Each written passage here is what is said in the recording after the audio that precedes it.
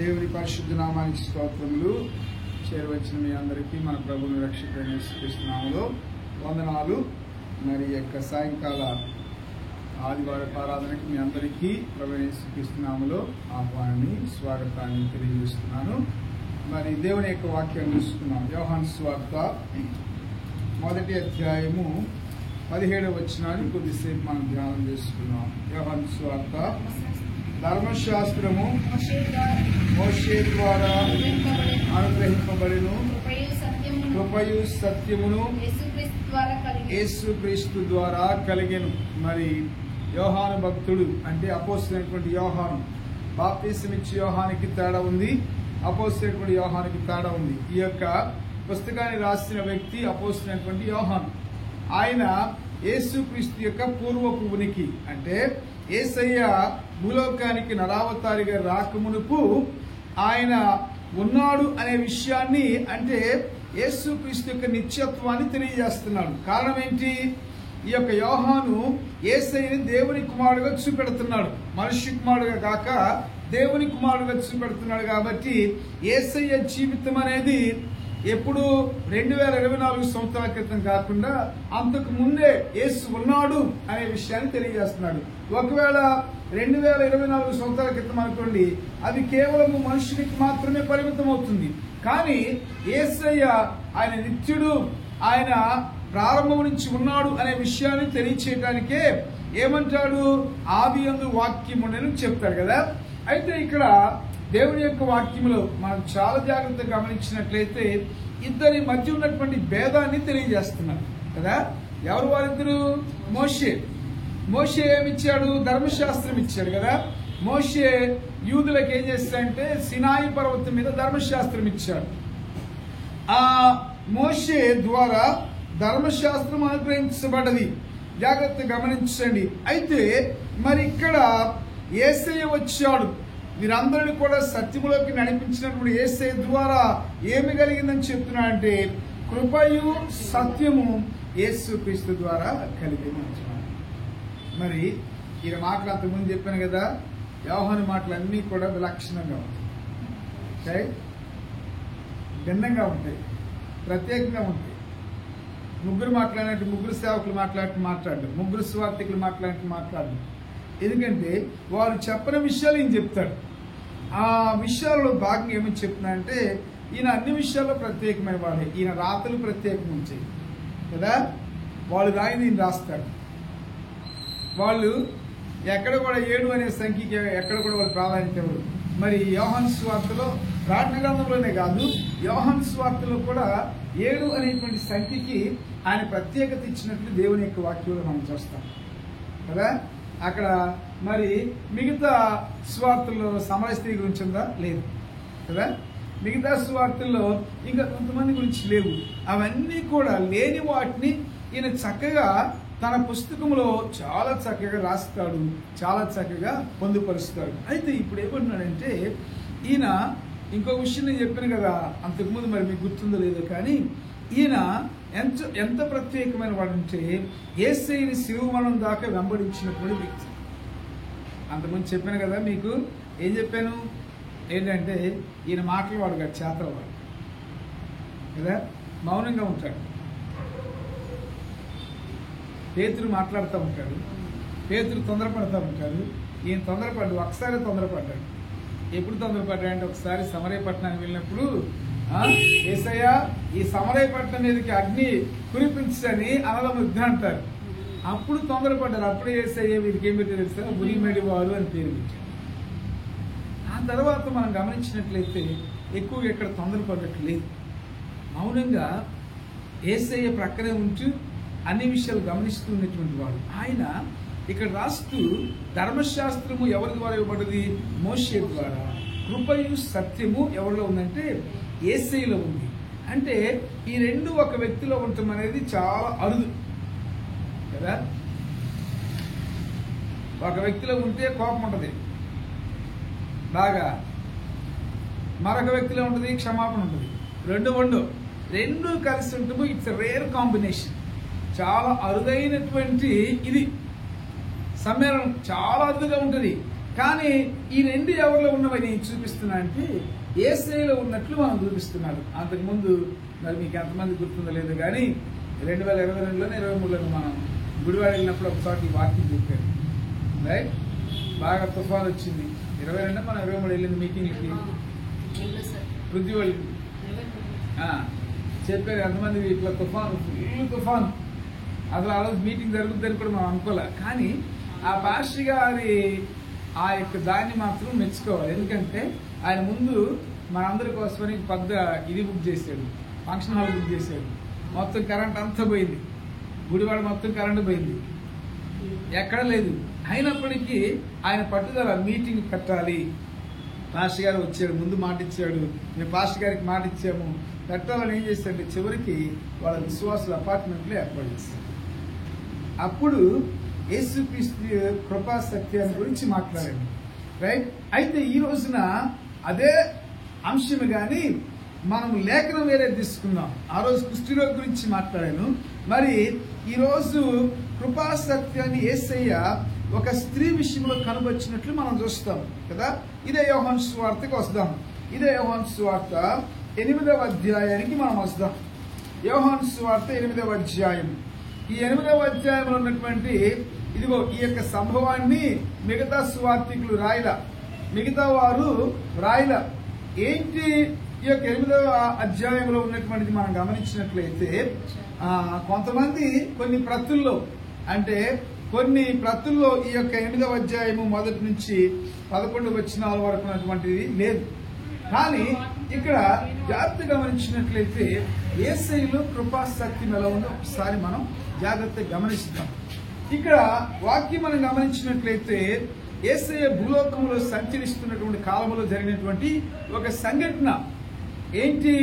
ఆ యొక్క దినాల్లో ఒక స్త్రీ వ్యభిచారములో పట్టుబడ్డది.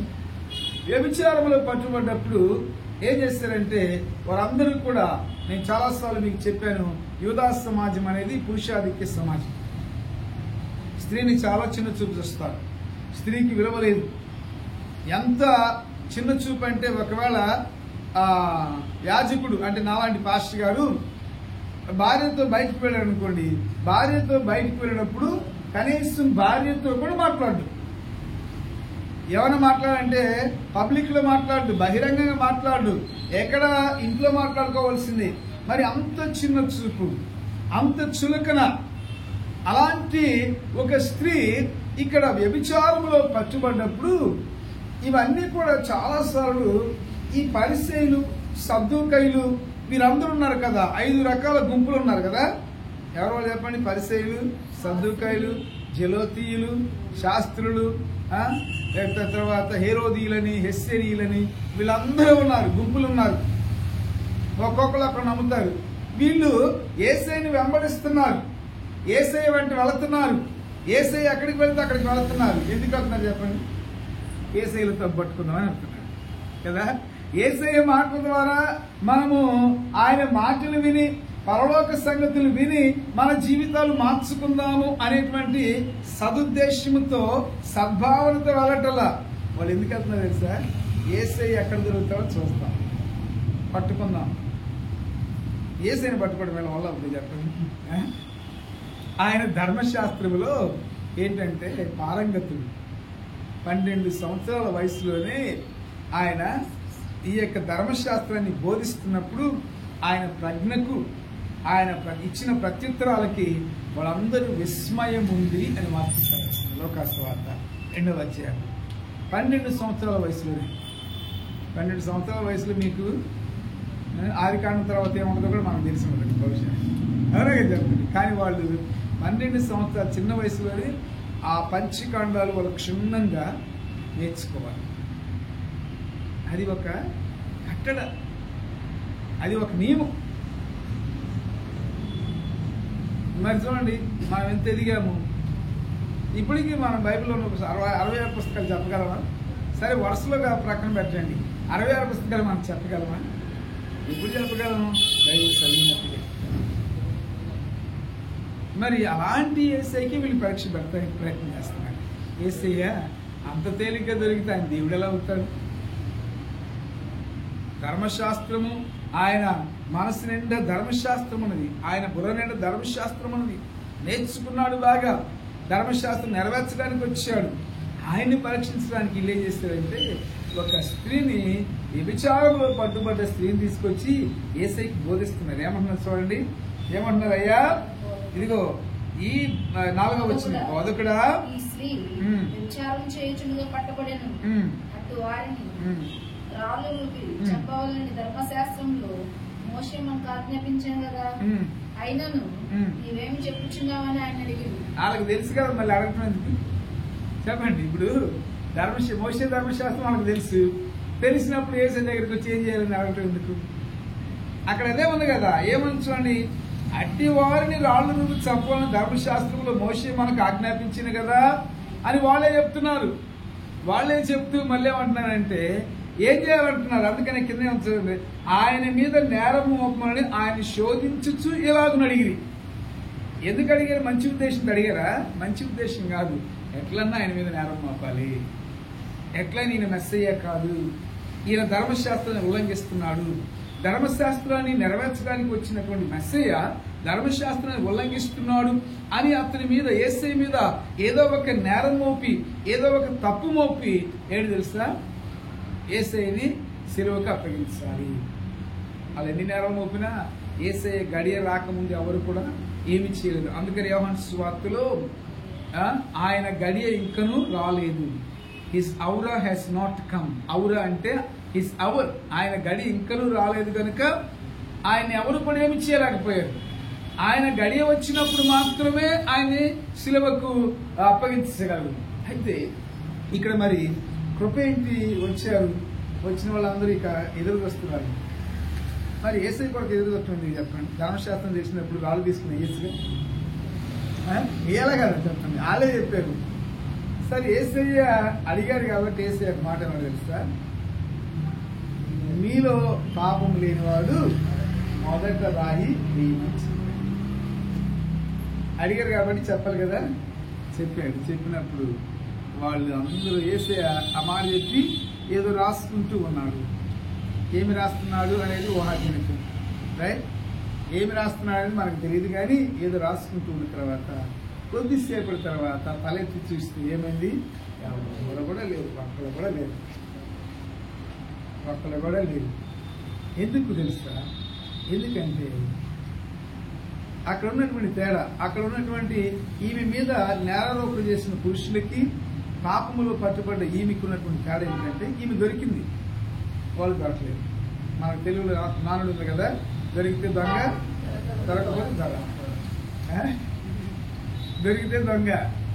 మరి కానీ చూడండి, ఇక్కడ జాగ్రత్త గమనించినట్లయితే ఏమి తెలుసా, ఈమె దొరికింది, కానీ వాళ్ళు మాత్రం యేసయ్య మాటలో దొరికిపోయారు. ఏమన్నాడు యేసయ్య, మీలో పాపము లేనివాడు అనగానే ఆ మాట ఏమని తెలుసా, వాళ్ళ హృదయాల్లో గుచ్చుకుంది. వారు కూడా పాపము చేస్తున్నారు, వారు కూడా పాపములో ఉన్నారు. అయితే యేసయ్య మాట శక్తి కలిగినది. యేసయ్య మాట ఏం చేస్తుందంటే మన యొక్క హృదయంలోకి దూసుకొని పోతుంది. అందుకని హెబ్రీ గ్రంథకర్త అక్కడ ఏమన్నా తెలుసా, ఇది 2 అంచులు గల వాడి అయినటువంటి ఖడ్గం. ఎటువంటి, చదవండి ఒకసారి, ప్రసాద్ చదువు, బైబిల్ తెచ్చుకోమన్నా నేను. హెబ్రీ పత్రిక 4వ అధ్యాయం 12వ వచనం. ఎందుకనగా దేవుని వాక్యము సజీవమై బలము గలదై 2 అంచుల గల ఎటువంటి ఖడ్గము కంటెను వాడిగా ఉండి అనాత్మలను కీళ్లను మూలుగలను విభజించినంత మట్టుకు చూడండి, కీళ్లను మూలికలను విభజించినంత మట్టుగా దూరి హృదయంలో శోధించు. అంటే దేవుని వాక్యం ఎంత లోతుకి వెళ్ళగలదో మీరు గమనించి, దేవుని యొక్క వాక్యము వాళ్ళు ఏమంటే యేసయ్య మాటల చేత వాళ్ళు గొడవపడ్డారు. యేసయ్య మాటలో అంత శక్తి ఉన్నది, యేసయ్య మాటలో అంత జీవం ఉన్నది.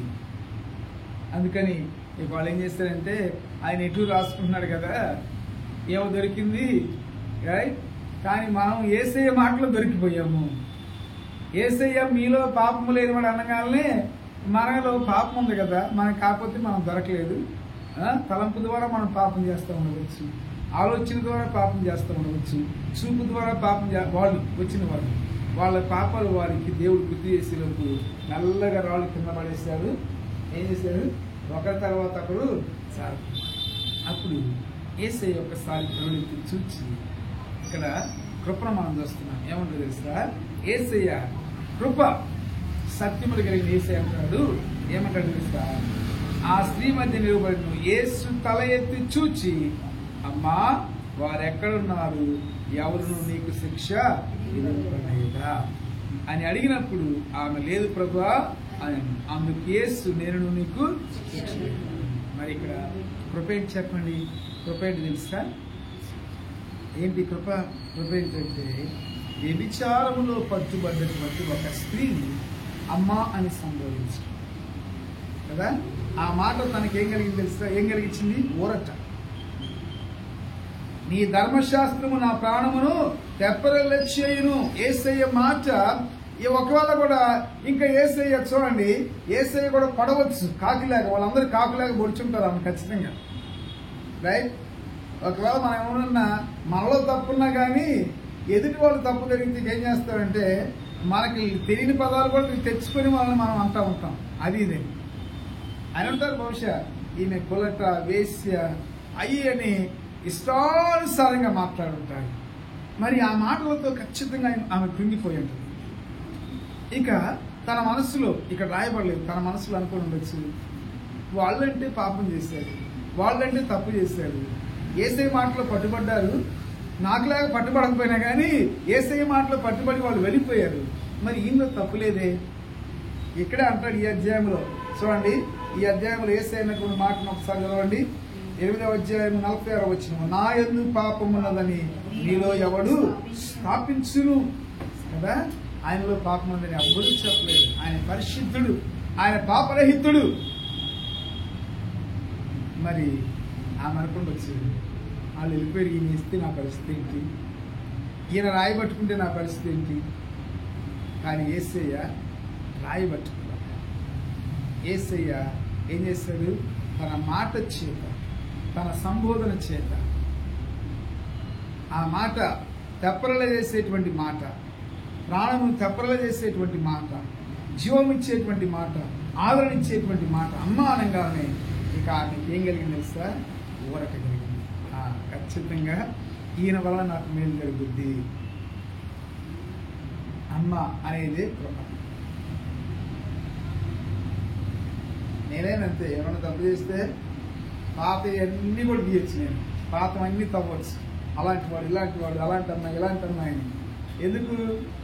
ఆమె మీద శిక్ష ఎవరైనా కానీ ఏం చేస్తారంటే శిక్ష వేయటానికే చూస్తారు.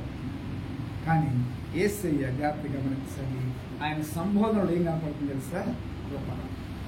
ఆయన సంబోధనలో క్షమాపణ, ఆయన సంబోధనలో కనికరం కదా, ఇవన్నీ కనపడుతుంది. మొట్టమొదటిగా ఆయనలో ఉన్నటువంటి కృప ఏంటది? ఆ కృపా సత్యములు ఆయన యందు, ఆయన ద్వారా కలిగినది కదా.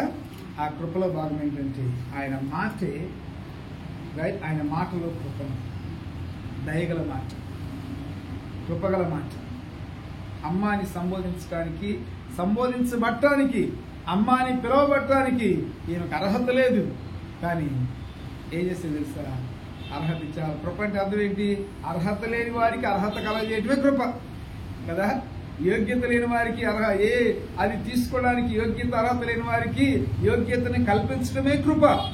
మరి అట్టి ఆమెకి అమ్మాని పిలువబట్టడానికి అర్హత, అమ్మాని పిలువబట్టడానికి యోగ్యత లేనటువంటి ఆ స్త్రీకి ఆయన అమ్మాని పిలిచి కృపనిచ్చారు. కృపలో మొట్టమొదటి తెలుసా? అమ్మ అని పిలవటం, అమ్మ అని సంబోధించడం. తర్వాత మీరు గమనించినట్లయితే ఇంకో మాట ఏమంటో తెలుసా? ఎవరు నీకు శిక్ష విధింపలేదు అన్నప్పుడు ఏముంది? లేదు ప్రభు అంది. అప్పుడేమన్నాడు తెలుసా? అందుకు నేను నీకు శిక్ష. మంచిగా మాట్లాడటం ఒక ఎత్తు కదా, మంచిగా మాట్లాడతారు. కానీ తర్వాత ఏమని వస్తే సరే ఏముందిలే, ఆమె తప్పు చేసింది కాబట్టి ఆమె శిక్షించండి అనొచ్చు. ఇక్కడ రెండవది కేవలం మాట మాత్రమే కాదు, ఆయన క్రియలో కూడా చూపించాడు. ఆ క్షమాపణ మాటలో ఉంది, ఆ కనికరం మాటలో ఉంది, తర్వాత తన యొక్క క్రియలో కూడా ఉంది. ఏమన్నా తెలుసా? నీకు నేను శిక్ష విధించాను. అది రెండవది. కృప అంటే శిక్షించేది కాదు, కృప ఏంటి? క్షమించేది. ఏమన్నా తెలుసు ఇక్కడ? నేను నీకు శిక్ష విధింపునంటే అర్థం ఏంటి? వాస్తవంగా నేను శిక్షించడానికి రాలేదు. నేను వచ్చింది తెలుసా? నీ శిక్ష నా మీద వేసుకోవడానికి వచ్చాను, నీ పాపాన్ని నా మీద వేసుకోవడానికి వచ్చాను, నీ శాప భారాన్ని మోయటానికి వచ్చాను. అమ్మా నీవు శిక్షింపబడవలసిన పని లేదు. నీకు బదులు నీ స్థానములో ఏమవుతుంది తెలుసా? నేను శిక్షింపబడ్డాను, నీ శిక్షను తీసుకోవటానికి నేను భూలోకానికి వచ్చాను అని చెప్తాను. నేను నీకు శిక్ష విధింపను. వాళ్ళకి ఎటు విధించేటువంటి అర్హత లేదు, వాళ్ళు వెళ్ళిపోయారు. కానీ నాకు ఉన్నా కానీ నేను మాత్రం నిన్ను శిక్షించాను. చూడండి, ఆయన సంబోధన, ఆయన మాటలో క్షమాపణ, ఆయన క్రియలో కూడా క్షమాపణ ఉంది. అదే కృప కదా. ఆయన ఈ లోకానికి శిక్షించడానికి రాలేదు. ఏమని రాస్తాను? పాపులను రక్షించటకు క్రీస్తు యేసు ఈ లోకానికి వచ్చాడు. ఆయన రక్షించడానికి రాలేదు, ఆయన వచ్చాడు, శిక్షించడానికి రాలేదు. మొదటి రాకలు ఆయన వచ్చినప్పుడు శిక్షణ తీసుకురాలా. మొదటి రాకలు ఆయన తీసుకొచ్చినాయండి క్షమ, ప్రేమ. రెండవ రాకల్లో పట్టుకొని వస్తాడు, దండం పట్టుకొని వస్తాడు. రెండవ రాకల్లో మాత్రం ఆయన రాజుగా, న్యాయాధిపతిగా వస్తున్నాడు. ఇప్పుడు ఎట్లా వస్తున్నాడు? కృపామయుడిగా వస్తున్నాడు, కృపా సత్యములతో వచ్చాడు. ఆయన రెండవ రాకల్లో వచ్చినప్పుడు మాత్రం కర్ర పట్టుకొని వస్తాడు, దండముతో వస్తాడు. మరి ఆ తర్వాత మనం జాగ్రత్త గమనించినట్లయితే అది కృపకు ఎత్తు అయితే మరి సత్యం ఎక్కడుంది చెప్పండి? ఆయనే సత్యమా? సరే, ఆయనే సత్యం. మరి ఇక్కడ ఈ లేఖనంలో మనం చదువుకున్న లేఖనంలో సత్యమేంటి తెలుసా? ఏంటంటే నీవు వెళ్ళి ఇక్కడ పాపము చేయకును, అది సత్యం. నేను క్షమించాను, రైట్? నేను వచ్చింది క్షమించడానికి. నేను వచ్చింది నీ యొక్క శిక్షను నా మీద వేసుకుని నీ శిక్షను భరించి నీ స్థానంలో చనిపోవడానికి వచ్చాను. అయితే ఇప్పుడు అది అయిపోయింది, నేను క్షమించేశాను. ఇక నువ్వు వెళ్ళి నువ్వు పాపము చేయకు, సత్యం. ఇక నువ్వు పాపం చేస్తే నేను కూడా ఇచ్చేది సత్యం. రెండు వేసేలో మనం ఒకసారి క్షమించబడ్డ తర్వాత ఏం చేయాలంటే పాపం జోలికి మనం వెళ్ళకూడదు, పరిశుద్ధులుగా మనం బ్రతకాలి. ఒకసారి నీ యొక్క పాపములు క్షమించబడ్డ తర్వాత, నీ పాపములు యేసుక్రీస్తు రక్తములు కడగబడ్డ తర్వాత నీవెలాగూ జీవించాలి? సత్యమేంటి తెలుసా? నీవు వెళ్ళి ఇక నువ్వు పాపము చేయకు, నీకు నా యొద్ద నుంచి రావాల్సిన కృప దొరికింది, నీకు నా యొద్ద నుంచి రావాల్సిన క్షమాపణ దొరికింది. ఇక నువ్వేం చేయాల్సిందంటే నువ్వు వెళ్ళి ఇక ఆ పాపము జోలికి వెళ్ళవద్దు, నీవు పరిశుద్ధంగా బ్రతుకు అని యేసయ్య ఏం చేస్తాడంటే ఆమెకు చెప్పినట్లు దేవుని యొక్క వాక్యం వస్తున్నాం. చూడండి, మనము జాగ్రత్త గమనించినట్లయితే దేవుని బిడ్డగా అక్కడ యేసయ్య ఏమని చెప్తున్నాడంటే ఇక నీవు నా బిడ్డగా బ్రతుకు, పరిశుద్ధంగా బ్రతుకు. భూలోకంలో క్షమించబడ్డ మనం ఎలాగ బ్రతకాలంటే కొంతమంది ఏమంటారంటే దేవుడి కృపను దుర్వ్యయం చేస్తూ ఉంటారు. ఎట్లాగూ దేవుడు కృపగలవాడు కదా, ఎన్నిసార్లు తప్పులు చేసినా ఎన్నిసార్లు పాపాలు చేసినా క్షమిస్తాడు అని అంటారు కదా. నీవు తెలియక పాపం చేస్తే క్షమిస్తాడు కదా. పౌలు అంటాడు, చదవండి ఒకసారి, 1 తిమోతి పత్రిక 1వ అధ్యాయము 12 నుంచి వచ్చిన చదవండి. 1 తిమోతి పత్రిక 1వ అధ్యాయము 12 నుంచి వచ్చినారు. పూర్వము హింసకుడను హానికరుడైన నన్ను తన పరిచర్యకు నియమించి నమ్మకమైన వానిగా ఎంచినందుకు నన్ను బలపరిచిన మన ప్రభువైన క్రీస్తు యేసుకు కృతజ్ఞుడై ఉన్నాను. తెలియక విశ్వాసము వలన చేసుకుని గనుక కనికరింపబడ్డాను. ఏమంటాడు ఇక్కడ పౌలు పూర్వపు స్థితి ఏం చెప్పండి? పౌలు భయంకరమైనటువంటి పాపి. అందుకనే అక్కడే ఆ యొక్క 15వ వచనంలో ఏమంటాడు తెలుసా? నేను అట్టి పాపులో నేను ప్రధానుడను అంటాడు కదా. మరి అటువంటి ఆయన క్షమాపణ దొరికిందా మనం అనుకుంటాం. ఏమంటారు? అటువంటి దుర్మార్గం నాకు క్షమించకూడదు. మరి పౌలు ఇక పచ్చి దుర్మార్గుడు, హింసకుడు, దోషకుడు, హానికరుడు. ఇంకెంతకన్నా ఏం కావాలి? మూల భాషలో ఏంటి తెలుసా? వాటి అర్థం, ఒకదాని యొక్క అర్థం ఏంటంటే ఇతరులు బాధపడుతుంటే సంతోషించేటువంటి వాడు. ఏమంటారు వాళ్ళని? సైకో, ఉన్మాది అంటారు కదా, ఉన్మాది అంటారు. అలాంటి వాడు. అవన్నీ ఎప్పుడు? హింసకుడు, దోషకుడు, హానికరుడు ఎప్పుడు చెప్పండి? యేసయ్యని ఎరక్కమునుపు, దమస్కు మార్గములో యేసయ్య దేవుని యొక్క ప్రత్యక్షత పొందక మునుపు ఇవన్నీ చేస్తాడు. అందుకనే మనకు తెలుసా, తెలియక అవిశ్వాసము చేస్తుంది కనుక కనికరింపబడితిని అంటే పౌలు యొక్క ఉద్దేశం ఏంటి? ఇప్పుడు నేను తెలిసి చేసినట్లయితే నాకు దేవుని యొక్క కనికరం దొరకదు, దేవుని యొక్క కృప దొరకదు. ఈమెతో కూడా అదే చెప్తున్నాడు. అమ్మా, ఇదిగో నువ్వు చేసింది ఓకే, ఇప్పుడు నువ్వు తప్పని తెలుసుకున్నావు, నేను క్షమించాను. ఇక మరలా దాని జోలికి పౌలు ఎప్పుడన్నా మళ్ళీ దాని జోలికి వెళ్ళాడా? రక్షించబడిన తర్వాత ఆయన హింసకుడు, దోషకుడు, హానికరుడు. రక్షించబడిన తర్వాత ఇదేమైంది? సంతాన వస్తాయింది. అంతకుముందు క్రైస్తవులు కొట్టాడు, ఇప్పుడేమో యూదులను కొడుతున్నాడు. దేవుని కొరకు ఇంచాలు దేవుని కొరకు కొట్టించుకుంటున్నాడు. అంతకుముందు ఉన్నటువంటి రోషము, పౌరుషం ఉంటే ఈయన కూడా చాలా మందిని చంపేవాడు. కానీ ప్రభువు కోసం తను తగ్గించుకున్నాడు. ఎన్ని కొరడా దెబ్బలు తిన్నాడు చెప్పండి? 195 కొరడా దెబ్బలు తిన్నాడు. ముమ్మారు బెత్తాలతో కొట్టబడ్డాడు. వాడబగిలిన ప్రమాదంలో ఉన్నాడు. జాగరణాలు, ఉపవాసాలు, పస్తులు. ఆయనకి పస్తులు ఉండాల్సిన పనేమని చెప్పండి? ధనవంతుడు కదా, ఏమీ కొదవలేదు. మరి అలాంటి వాడు ప్రభు కొరకు ఏం చేస్తున్నాడు సార్? ఒక్కోసారి పస్తులు. కొంతమంది సేవలోకి వచ్చినప్పుడు ఇలాంటివి జరుగుతూ ఉంటే కొంతమంది సేవకులు పిల్లలు ఎందుకు సేవకురాలు తెలుసా? కొంతమంది నేను కలిసి అడిగినప్పుడు మా నాన్న తిప్పలు, మా నాన్న పాటలు నేను చూశానండి, సేవకు మాత్రం నేను రాను. భోజనానికి లేక, డబ్బులు లేక, పిల్లలకు పెట్టి వీళ్ళు పస్తులుండి, ఉపవాసానికి వేరు, పస్తు వేరు. ఉపవాసం అంటే దేవుని కొరకు మనం కడుపు కట్టుకోవటం. ఫస్ట్ అంటే తినడానికి లేక కడుపు కట్టుకోవటం. ఉపవాసం అంటే ఏంటంటే దేవుని కొరకు మనం దానికి ఇది అన్నపానాలకు దూరంగా ఉంటాం. అది ఒక వ్రతం లాంటిది. ఫస్ట్ అంటే ఏంటి? తినడానికి తిండి లేక. దీనికేం తక్కువ చెప్పండి? మరి జాగరణాలు, ఉపవాసాలు, పస్తులు అన్నీ కూడా ఇవన్నీ ప్రభువు కొరకు. తెలియక ఆయన తప్పు చేసినప్పుడు దేవుడు అతన్ని కనికరించాడు. మరి తెలిసిన తర్వాత అలాంటి పాపం చేయడు. దేవుడు యేసే అంటున్నాడు ఇక్కడ, సత్యం అంటే ఏంటి తెలుసా? అమ్మా, నీ పాపాలు క్షమించలేదు, ఇక నీ పాపం చేయవద్దు, పరిశుద్ధంగా బ్రతుకు.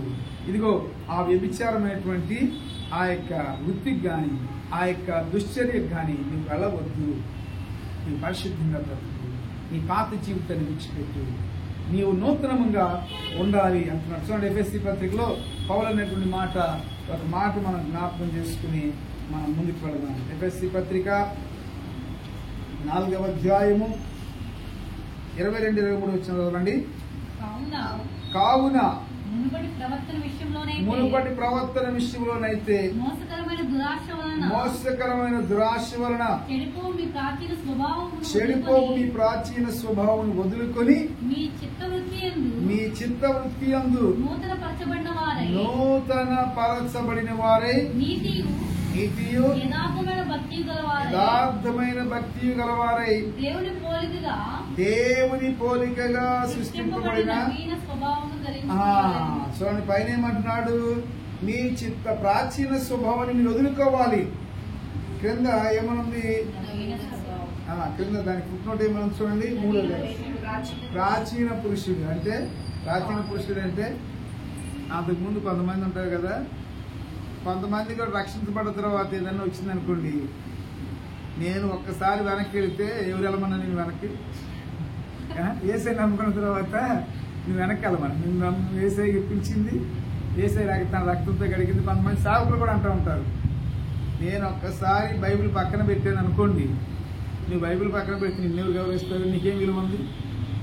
ఏంటంటే ఊరక మాట వస్తుంది ఇక్కడ. అయితే మనం అంతకుముందు అబద్ధాలు కానివ్వండి, బూతులు కానివ్వండి, రైట్, లేకపోతే అపవిత్రమైన జీవితం, ఆ ప్రాచీన స్వభావం, అవన్నీ మనం వదిలిపెట్టాలి. అవన్నీ మనం వదిలిపెట్టి ఏం చేయాలంట? నీతి మీ చిత్తవృత్తి యందు నూతనపరచబడిన వారై నీతియు యథార్థమైన భక్తి గలవారై. భక్తిలో కూడా యథార్థమైన భక్తి, ఏదో పై భక్తి కాదు. యథార్థమైన భక్తి, దేవునికి ఇష్టమైన భక్తి గలవారై దేవుని పోలికగా సృష్టింపబడిన నవీన స్వభావమును ధరించుకోవాలి. ఆమెతో అదే చెప్తున్నాడమ్మా, ఇక నువ్వు నవీన స్వభావం ధరించుకోవాలి. సత్యం ఇదే. ఇక నేను కూడా ఇక నువ్వు పాపం చేసేటువంటి అవకాశం నీకు లేదు. నీ పాపాలు క్షమించబడ్డాయి. నీవు ఒక నూతనమైన స్త్రీగా, ఒక నూతనమైన వ్యక్తిగా నీ లోకంలో బ్రతకాలి. నిన్ను చూసినప్పుడు అంతకుముందు ఎవరైతే నీ మీద రాళ్ళు వేయటానికి వచ్చారో వాళ్ళు నీలో కలిగిన మార్పు, నీలో కలిగిన పరివర్తన చూసి ఆశ్చర్యపడాలి. మాట అంటానికి కూడా వాళ్ళు వెనకాడాలి. కనుక యేసయ్యలో రెండు మనకు కనపడుతుంది. ఏం చెప్పండి? కృపయు సత్యం. ఆయన క్షమించే దేవుడు, ఆయన ప్రేమించే దేవుడు, ఆయన మాట జీవము కలిగి, ఆయన మాట ఆవరించేటువంటి మాట, ఆయన మాట ఊరట కలిగించే. అయితే అదే సమయంలో క్షమించిన తర్వాత ఆయన సత్యం అంటే ఖచ్చితంగా ఇదిగో నీకు రాదు బ్రతకాల్సిందే అని చెప్తాడు. ప్రాచీన స్వభావం వద్దు, పాత జీవితం వద్దని యేసయ్య చెప్తున్నాడు. కనుక ఈ రెండు యేసయ్యలో మనకు ఏమున్నాయి? కృపయు సత్యము యేసుక్రీస్తు ద్వారా కలిగింది. ఒక పక్క క్షమాపణ ఉంది, మరొక పక్క ఏముంది? ఆయనలో ఏముంది? ఖచ్చితత్వం ఉంది కదా. క్షమాపణ, ఖచ్చితం అంటే ఇదిగో ఇలాగూ సత్యం అంటే అర్థం ఏంటి? నీ వాక్యమే సత్యం. వీళ్ళందరి కొరకు ఏమైనా ప్రార్థన చేశాడు యేసయ్య? యోహాను సువార్త 17:17 చదవండి, ముగించుకుందాం.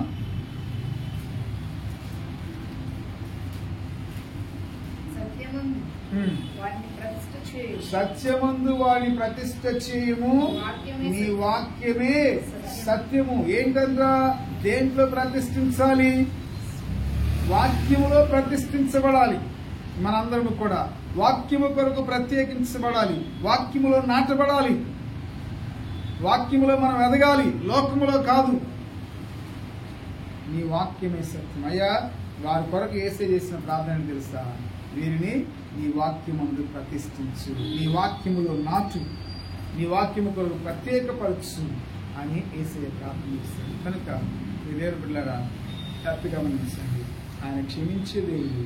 రెండవదిగా వాక్యములో ఏమైతే చెప్పాడో దాని ప్రకారం జీవించమని చెప్పేటువంటి దేవుడు. ఏముంది? ఆయనలో క్షమాపణ ఉంది, కనికరం ఉంది, ప్రేమ ఉంది, ఇవన్నీ ఉంది. మరి నీ అవన్నీ ఎప్పుడు అవసరము? పాపాలు క్షమించబడక మునుపు అవసరం. క్షమించబడ్డా కూడా అప్పుడప్పుడు నువ్వు తెలియక పాపం చేస్తే ఖచ్చితంగా నిజంగా పశ్చాత్తాపడితే యేసయ్య క్షమిస్తాడు. అలాగని అంత అయిపోయిన తర్వాత నేను క్షమించబడ్డాను కదా, నా ఇష్టానుసారంగా జీవిస్తాను, నేను మందిరానికి రాను, ప్రార్థన చేసుకోను, తెలిసి బుద్ధిపూర్వకంగా చేసేటువంటి పాపాలు.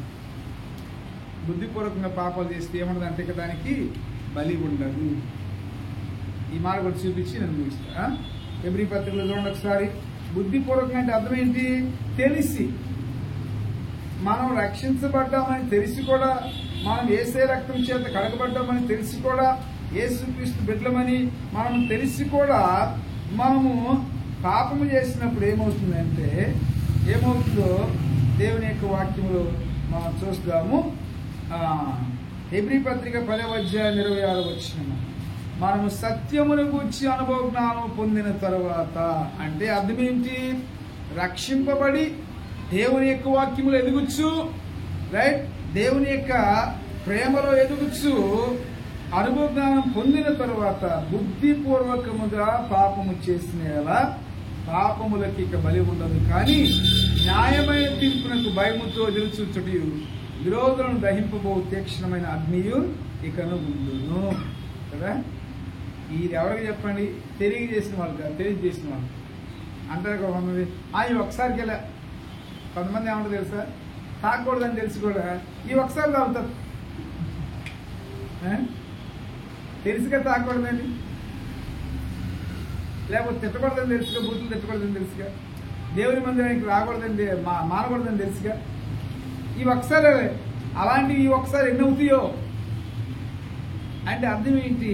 నువ్వు బుద్ధిపూర్వకంగా పాపం చేస్తావు. బుద్ధిపూర్వకంగా పాపం చేస్తే ఏమన్నదంటే ఏమన్నదు, నీకిక బలి ఉండదు. అంటే నీకిక క్షమాపణ ఉండదు. కానీ విరోధులను దహించి, విరోధులు అంటే పాపులను దహించేటువంటి తీక్షణమైన అగ్నిక నీకు ఉండనంటున్నాడు. కనుక ప్రియదేవుల జాగ్రత్తగా గమనించండి. ప్రేమ కృపాశక్తిని కలిగినటువంటి యేసుని మనం కలిగి ఉన్నాము. ఆయన మనం క్షమించేవాడు. అలాగే మనం ఖచ్చితంగా ఈ లోకంలో ఆయన వాక్యానుసారంగా జీవించాలని కోరుకుంటున్నాడు. అలాగే జీవించి మనం దేవుని మహిమపరుచుకున్నాం. లేచిన బడి ఒకసారి దేవుని మనము ఆరాధన చేస్తాము, దేవుని మనము స్తుతిస్తాము. హల్లెలూయా, హల్లెలూయా. కృప అంటే అర్హత లేని వారికి అర్హత కల్పిస్తున్నాం. రైట్? హల్లెలూయా.